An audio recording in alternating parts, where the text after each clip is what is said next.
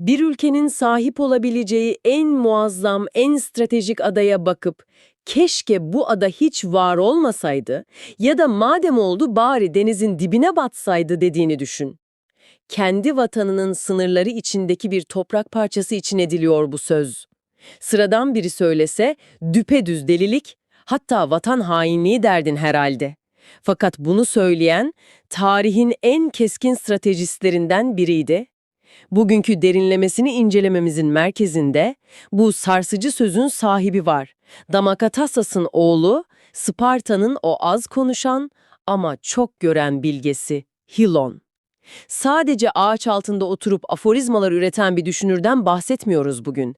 Kelimeleri devlet yönetmek için kullanan, geleceği bir harita gibi okuyan, pratik bir zekayı masaya yatıracağız. Bahsettiğin o ada Kireta Adası. Sparta'nın güneyinde Ege'nin Akdeniz'e açıldığı o inanılmaz kritik noktada yer alıyor. Hilo'nun bu adanın sulara gömülmesini istemesi, yani bir doğa nefreti falan değil, çok acımasız bir coğrafya ve savaş okumasıdır aslında bu. Kireta konumu itibariyle o kadar stratejik bir yer ki, adayı kontrol eden güç, doğrudan Sparta'nın kalbine giden deniz yollarını da kontrol edebilir. O ada bir savunma kalkanı değil de resmen düşmanın basıp Sparta'nın boğazına çökebileceği bir sıçrama tahtası, öyle mi? Tam olarak öyle. Hilon, Sparta'nın doğal yapısının bu ada yüzünden dışarıdan gelecek deniz saldırılarına ne kadar açık olduğunu M.Ö. 6. yüzyılda görüyor. Oradaki diğer insanlar adaya bakıp manzaradan huzur bulurken, o sadece yaklaşan felaketi görüyor. O adaya bakıp da böyle karanlık bir öngörüde bulunmak, hani kitera kehaneti diyorlar ya buna. Peki bu gerçekten gerçekleşiyor mu? Yani haklı çıkıyor mu sonunda? Tarihin sayfalarını biraz ileri sardığımızda bu sözün ne kadar korkunç bir ağırlığı olduğu ortaya çıkıyor. Yıllar sonra sürgündeki Spartalı kral Demaratos, devasa bir işgal ordusu hazırlayan Pers İmparatoru Xerxes'e donanmasını tam da bu adada, Kitera'da toplamasını öğütlüyor. Xerxes'e açıkça, eğer donanmanı bu adaya yerleştirirsen, Spartalılar kendi topraklarını savunmaktan başka hiçbir yere yardıma gidemez ve Yunanistan'ı bölersin, diyor. Xerxes o an bu tavsiyeye kulak verseydi, inan bana, tüm Yunanistan'ı tek bir darbeyle avucunun içine alabilirdi. Xerxes bu tavsiyeyi dinlemiyor belki ama o adanın Sparta'ya yaşattığı kabus orada bitmiyor sanırım, değil mi? İşler daha da sarpa sarıyor sanki. Bitmiyor, maalesef bitmiyor. Çok daha sonraları Yunan şehir devletlerinin birbirini yok ettiği Peloponnesos Savaşı'nın o kargaşa dolu günlerinde Atinalı komutan Nikias ordusuyla gelip bu adayı ele geçiriyor. Ve Atinalılar o adayı bir üs olarak kullanarak Sparta kıyılarına yıllarca yıkıcı baskınlar düzenliyorlar. Hilo'nun deniz dibine batmasını dilediği o kara parçası 100 yıl sonra gerçekten de Sparta'nın kendi içindeki en büyük güvenlik açığına dönüşüyor. Sparta, kelimenin tam anlamıyla mutlak askeri güce tapan bir savaş makinesi. Kralların arkasında devasa ordular var. Kılıcın ve kanın kanunları işliyor. Böyle bir krallıkta bir bilge çıkıp sadece askeri stratejiler vermekle kalmıyor.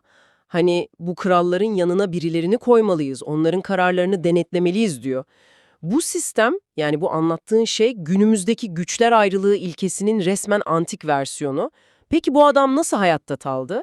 Zayıflığın uçurumlardan atıldığı bir toplumda krallar onu neden yok etmedi? Filon'un felsefesinin o soyut tartışmalara hapsolmayıp Sparta'nın devlet yapısına nasıl entegre olduğu meselesi tam da burada gizli işte. Karşımızda sadece dünyayı anlamaya çalışan bir düşünür değil, o dünyayı bizzat şekillendiren eylemci bir lider var. Kendisi Sparta'nın en üst düzey seçilmiş yöneticisi, yani bir efor. 5 kişiden oluşan bu eforlar meclisi halk tarafından seçiliyordu ve temel görevleri devletin yasalarını korumaktı. Sparta'da 2 kral aynı anda hüküm sürerdi ve bu kralların yetkileri kelimenin tam anlamıyla efsaneviydi. İki kralın aynı anda yönettiği, her an savaşa hazır bir toplum. İnanılmaz bir baskı ortamı olmalı. Kesinlikle öyle bir baskı var. Ancak Hilon, mutlak gücün onu elinde tutanları nasıl yavaş yavaş zehirlediğini çok net gördü. Kibrin o yenilmez Sparta askeri makinasına dışarıdaki düşmanlardan bile daha fazla zarar vereceğini teşhis etti. Yani mesele krallara kişisel bir düşmanlık beslemek değil, Devleti kralların o insani kişisel zaaflarından korumak. Kralları bir nevi sigortalıyor, kendi kendilerinden koruyor, öyle mi? Olayın özeti tam da bu. Eforların mecliste kralların yanına yerleştirilmesi fikri, devleti içeriden çökmekten kurtaran inanılmaz pratik bir hayatta kalma mekanizmasıdır. Krallar orduları savaşa götürdüğünde bile yanlarında her zaman onlara eşlik eden, o anki kararlarını gözetleyen iki efor bulunurdu. Bu, hani kralların o ilahi otoritesini dünyevi yasaların denetimine sokma devrimidir aslında. Kralların ilahi otoritesini sınırlandırmak bu o dönem için gerçekten cesaret ister. Kesinlikle. İktidarın doğasındaki o yozlaştırıcı potansiyelini bu kadar erken bir dönemde fark etmesi, onun bilgeliğinin sadece bireysel bir aydınlanma değil, tamamen sistemik bir tasarım olduğunu kanıtlıyor. Krallar ona dokunamadı çünkü Hilon onlara, eğer bu denetim mekanizması olmazsa kendi soylarının da yozlaşarak er ya da geç yok olacağını çok mantıksal bir çerçevede kanıtladı. Gücü dengeleme vizyonu sadece meclisteki o yasa tasarılarında kalmıyor bildiğim kadarıyla, gündelik karşılaşmalarına, sokaktaki diyaloglarına da yansıyor. İşin ilginç yanı kaynaklarda onun felsefesini özetleyen çok ünlü bir karşılaşma var. Hilon bir gün yolda masalcı Aizopos ile karşılaşıyor. Hani şu tilkilerin, aslanların konuştuğu hayvanlar üzerinden insan doğasını anlatan o meşhur fabılların yaratıcısı Aizopos. Hilon bu büyük hikaye anlatıcısına dönüp çok kısa ama bir o kadar da tuzaklı bir soru soruyor. Zeus'un işi nedir diyor. Aisopos'un verdiğin o cevap sadece mitolojik bir tanımlama falan değil, M.Ö. 6. yüzyıl siyaset felsefesinin en yoğun özetlerinden biridir. Yüksekleri alçaltmak, alçakları yükseltmek diyor Aisopos. Göklerin tanrısı Zeus'a atfettiği bu eylem, aslında Hilon'un Sparta'nın siyasi arenasında bizzat hayata geçirdiği şeyin ta kendisi. İnanılmaz bir paralellik bu. Yani Zeus'un mitolojide yaptığını o siyasette yapıyor. Kralların o sarsılmaz, ulaşılmaz yüksek otoritesini yasalarla alçaltıp sınırlandırırken, devleti temsil eden o sıradan vatandaşlardan seçilmiş eforları onların seviyesine yükseltiyor. Göksel bir adalet kavramını alıp resmen yeryüzünde bir anayasaya çevirmek bu. Üstelik bunu yaparken öyle uzun uzun nutuklar, saatler süren felsefi tartışmalar falan da yapmıyor. Hilon'un tarzı bu kısalıktan, o hedefe doğrudan giden vuruculuktan besleniyor. Miletos'la Aristogoras, kelimeleri cımbızla seçen bu kısa ve öz konuşma üslubuna doğrudan Hilon tarzı adını vermiş. Bugünün o hız odaklı dünyasına bakınca Hilon'un tarihteki ilk tweet ustalarından biri olduğunu düşünmeden edemiyorum. İhtiyacın olan tek şey 20 kelime, 0 kelime israfı ama ortaya çıkan anlam kilometrelerce uzanıyor. Peki neden Sparta'da kelimeler bu kadar tasarruflu kullanılıyordu? Sparta kültürü eylemi sözden üstün tutan bir yapıya sahipti. Lakonik konuşma dediğimiz az sözde çok şey anlatma sanatı doğrudan Sparta'nın yani Lakonya bölgesinin adından gelir.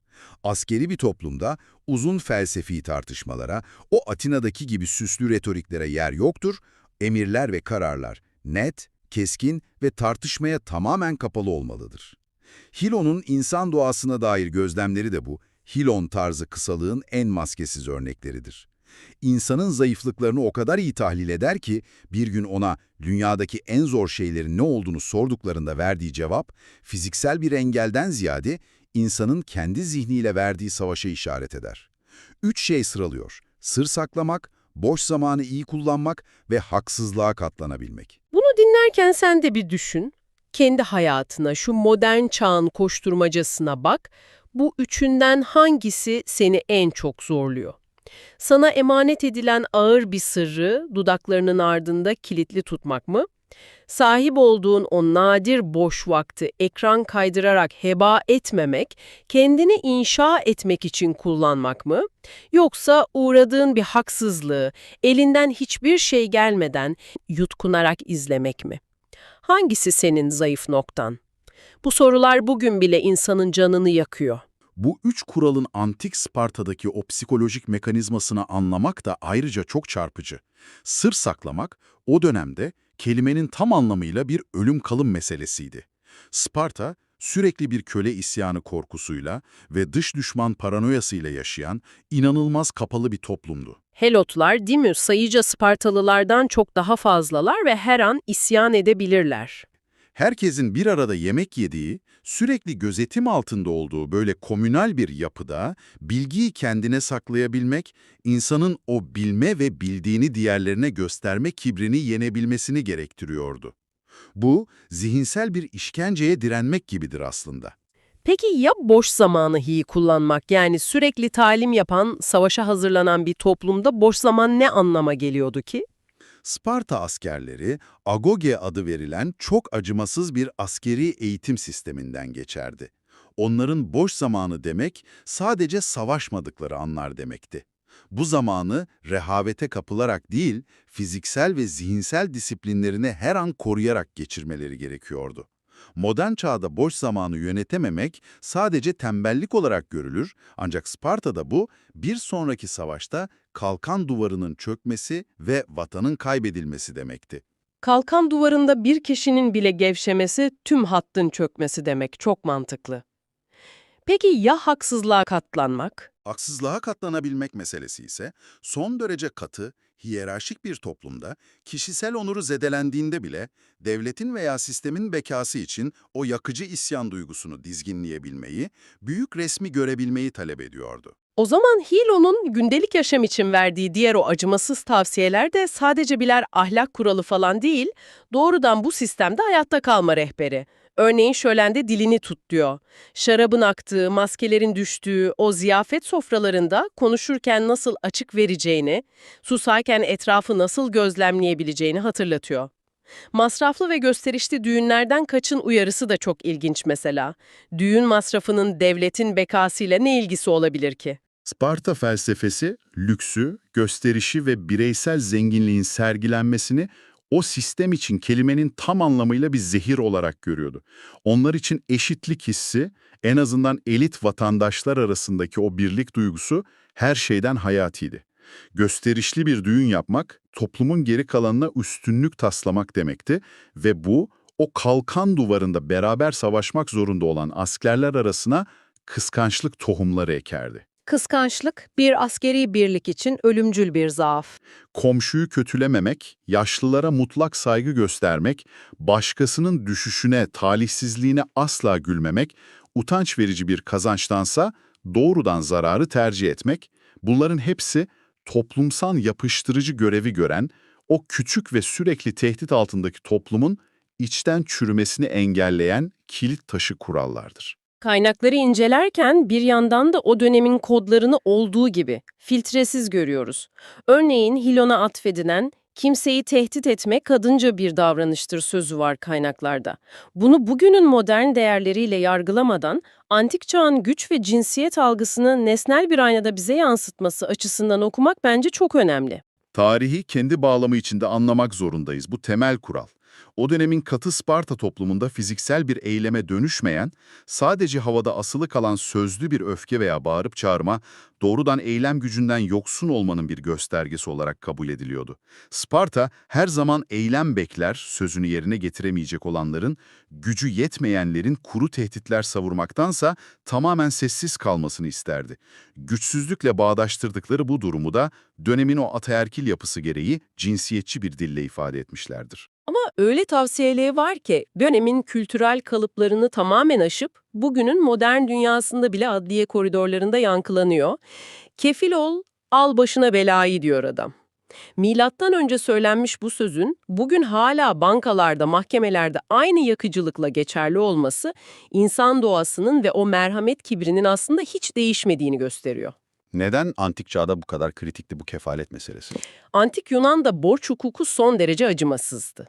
Eğer bir borcu ödeyemezsen sadece malını mülkünü kaybetmekle kalmazdın, borçlu olduğun kişiye hatta bazen yurt dışına doğrudan köle olarak satılabilirdin. Birine kefil olmak, hani bugün anladığımız gibi sadece finansal bir risk almak değil, doğrudan kendi özgürlüğünü, kendi bedenini ve ailenin geleceğini bir başkasının eylemlerine ipotek etmekti. Bir imza ile kendi aileni köle pazarına gönderme riskini alıyorsun. Hiklon burada aklın, merhamet veya etrafa cömert görünme dürtüsünün mutlaka önüne geçmesi gerektiğini, Sınırları bilmeden başkasının yükünü omuzlamanın kişinin kendi sonunu hazırlayacağını son derece rasyonel bir şekilde açıklıyor. Aklı her zaman ön planda tutan bu yaklaşımı eğitime bakış açısında da kendini inanılmaz net gösteriyor. Eğitimlilerle eğitimsizler arasındaki farkın ne olduğu sorulduğunda cevap olarak çok çarpıcı, beklenen o klişe akademik cevapların çok dışında bir şey söylüyor. İyi umut besleme bakımından diyor.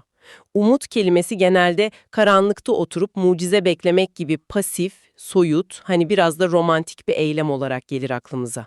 Fakat Hiklon umuda yepyeni, resmen mekanik bir boyut kazandırıyor. Eğitim, zihne bir sürü edebi metin veya bilgi yığmak, onları ezberlemek değildir. Eğitim, olaylar arasında bir nedensellik kurabilme becerisidir. İyi umut derken, altı boş bir iyimserlikten, o polyanlacılıktan bahsetmez. Eğitimsiz bir zihnin taşıdığı umut, pasiftir. Bir piyango biletine, şansa veya tanrıların keyfine bağlıdır. Yani gökten bir şeyin düşmesini bekler gibi. Evet, bir beklenti sadece. Oysa eğitimli zihin, içinde bulunduğu dünyayı, elindeki kaynakları, doğanın o katı yasalarını ve olasılıkları analiz eder. Bu derin analizin sonucunda gerçekleşme ihtimali olan, sağlam temellere dayanan stratejik bir iyi umut besler. Eğitimli umut, aslında çok iyi yapılmış rasyonel bir planın duygusal yansımasıdır.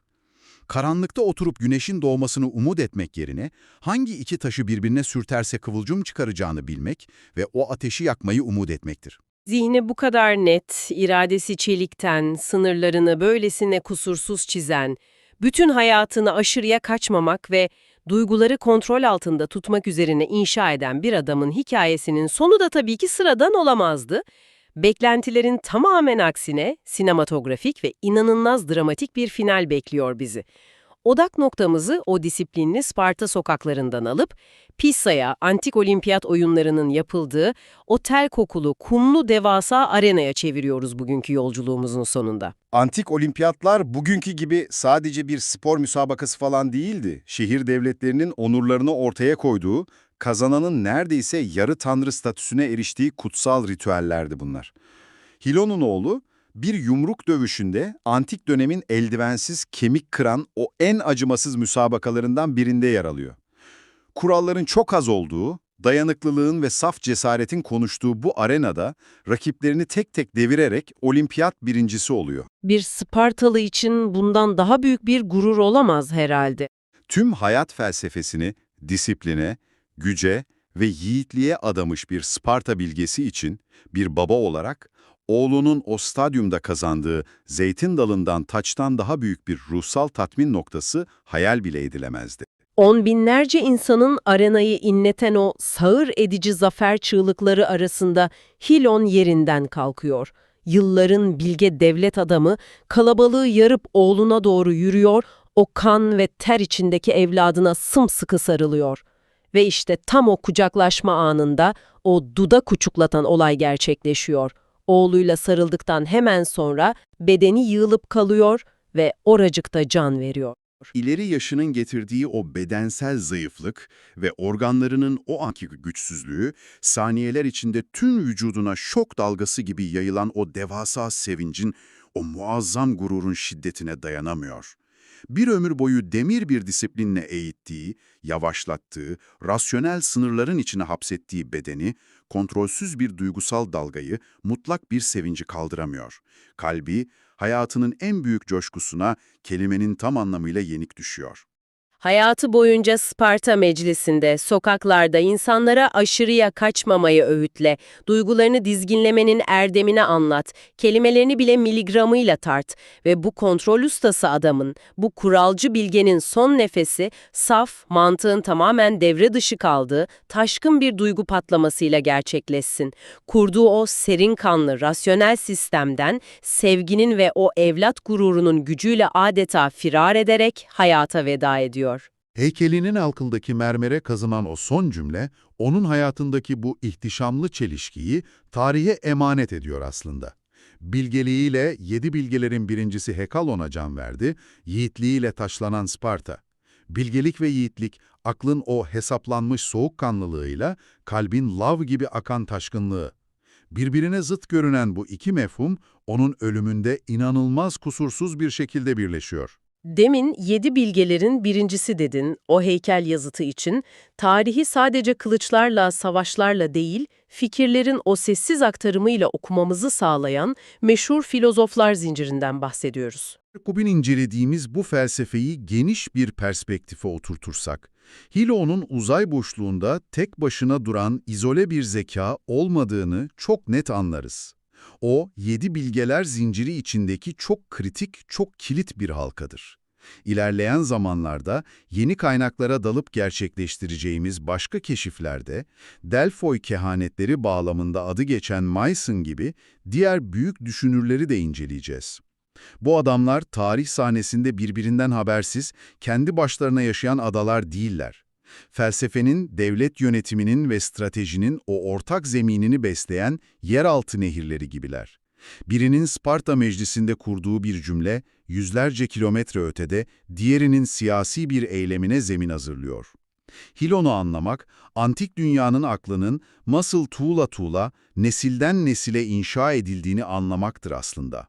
Sparta'nın o katı meclis salonlarından ve arenanın kumlarından çıkıp Hilo'nun o trajik finalini kendi hayatının tam ortasına yerleştirelim. Duygularını, düşüncelerini ve eylemlerini tıpkı Spartalı Hilon gibi bir ömür boyu çelikten bir mantıkla kontrol etmeyi başarsaydın, o kusursuz dengeyi kursaydın hayatının o son saniyesinde kendi koyduğun tüm kuralları yıkmaya, bütün o kontrolü sonsuza dek kaybetmeye değecek o büyük zafer senin için ne olurdu? Bir okur, bir kare, yaşayan kütüphane. Fikirler burada ölmez.